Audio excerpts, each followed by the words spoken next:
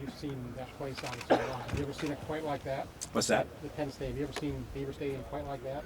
It's always a lot like that when at whiteouts. They always get it cranked up at whiteouts. So I've seen a couple crowds like that.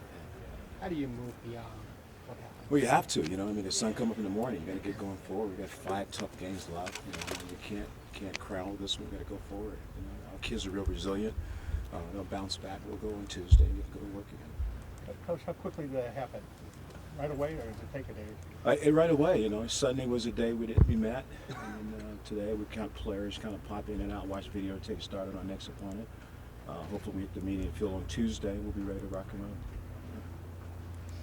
Defensively, it was kind of a weird game in that they really didn't do a ton except for 2 drives they hit you really fast. How do you square the job that defensively you feel like you guys did on Saturday?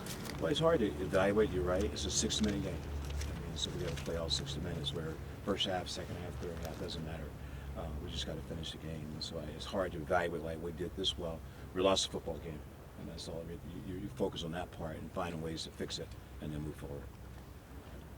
Larry, I know the rushman package is something that's obviously worked very well for you guys in passing situations, but there was one time you had him out there on a 3rd and 1, and Saquon Barkley, I think, ran for 27 yards or something like that. I'm just curious, is the rushman something you're using no matter what on 3rd down, or are you trying to guess that they're going to throw, or are you okay not with necessarily. having We're still in a position we can play the run. We jumped out of gap. Okay. And it split real quick. It wasn't because we thought we were going to pass, but they do run the football. We have a way of fitting it up, so it's not just a pass rush component. It's based on run also. If we get caught in one.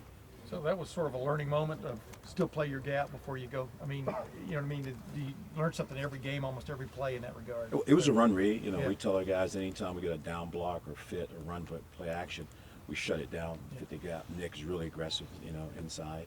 And so it just popped. And when it popped, it was going out the gate pretty fast. So it's just not something we can't fix. It's just a matter of understanding that, we just got to gap it out. Before the blocked field goal, you guys had stopped them after the sudden change on the punt and forced a field goal. What do you take from that, moving forward and stuff? But how do you encapsulate everything about a defense that seemed to play pretty well with a few exceptions on Saturday night? You lose the game. I mean, how do you move forward from that? I think we're all as a team. I think one thing you have to be careful about is 3 components: special teams, offense, and defense. So it's not like one group played well and one group didn't play well. I think you walk off the field as a defensive coach, a defensive player. There's an L on the board, and so all of us got to go to work. Could we have done better in what we were doing? I think that's got to be the approach, and I think that's the approach we're going to take going into Tuesday. Rather than look at the game like, well, that group did well, that group. I don't think you can do that. It's a team sport, and we all got to play well.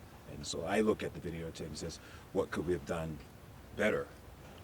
If the pass got off, could we have had a better pass rush? Could you do better technique wise? And I think that's the way you have to look at it. Yep. Larry, when you look at these guys on video, I'm talking about Northwestern, I'm sure you've already looked at them. Their quarterback, what kind of jumps out at you about him? He seems to be getting more, more confidence as the thing goes along. I think he's a pro type quarterback, stays in the pocket, got a great cannon arm, very accurate. We're going to have to get to him and kind of get him off rhythm a little bit, but he's a rhythm quarterback. Yeah. The ball's coming out quick, and he managed the offense very well, very well. And what do you see about their offense in general? I mean, obviously, they got an outstanding running back. I mean, Outstanding running back. The receivers seem to be making plays.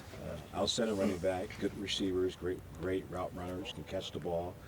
Very impressed with the offensive line and what they're doing in their scheme, running the ball. They do a lot of runs, different runs. So we got our hands full. It's going to be a great game on Saturday. What makes Justin Jackson an outstanding running back, Larry? Great vision. He's tough. He blocks in pass protection. There's not many backs you can find who really block in pass protection. He'll hang in there, he'll cut you down, and then he does a great job with the ball in his hands. And I think he's a complete back. Can catch it, can run it, can block, and that's what you want. 3-down back. Hey, Larry, to go to Oklahoma and beat them by 21, and then obviously to go and win at Wisconsin, who's a top 10 team, and then play Penn State. The success y'all had at the start of the season, do you think that maybe covered up some of the challenges of the fact that y'all were replacing 16 starters, and at the end of the day, this is still a young team, and I don't know if I'm wording that right, but you see what I'm saying? I don't, but I would say this: they're no longer a young football team. We'll play 7 games now, going into our 7th game. And I think we were already mature. I think what's happened in the past is in the past. You know, it's just one of those nights that it didn't fall our way. And it has anything to do with how young we were, or, anything. I think we got to continue to move forward. And that's the biggest thing. That's the biggest message going forward. We got to get going and go early. Yeah. You gotta move forward. What adjustments need made? Well, I think we're all the coaches take a look at the videotape and see exactly how we can improve in some areas and coach those things apart. You know, I think that's the most important thing. Are you really, your major coaching stops have been in college, have been Penn State and Ohio State. Penn State during some glory years. Now, even for you coaches, Urban's had 5 losses in 5 years. How do you roll with it? I mean, because it's such a rare occurrence. I mean, what are you feeling, I guess, in your gut right now? I mean, I you know, like everybody else, you know, when you lose something, you know, you're really upset and you worry about it, you know.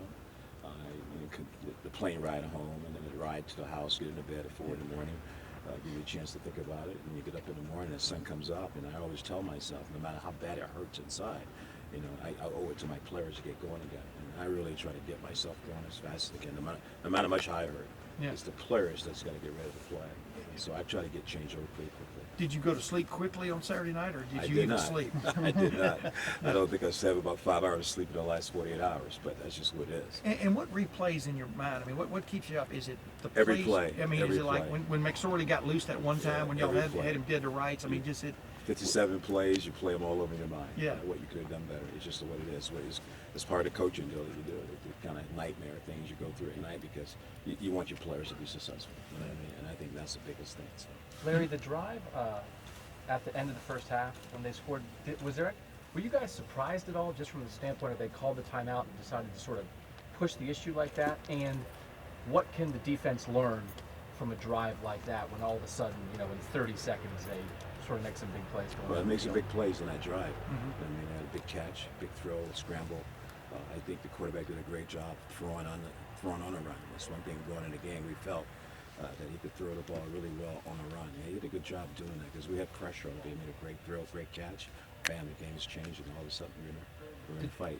Were you still locked in there though? Were the guys still locked in? There wasn't any like step back, oh, we think maybe the half is ending? Oh, no way. No way. They were locked in. No, they were locked They in. just made some plays. Yeah, they made some plays around the stretch. You know. What an odd game. They completed, what, 8 passes, I think, and 6 of them were on those 2 drives they had, those lightning drives. I mean, what is the negative takeaway from that, and what is the positive takeaway, I guess, from the overall defensive play on Saturday night? Yeah, we got to close the game out. The first half, we like to walk out of the first half with no points.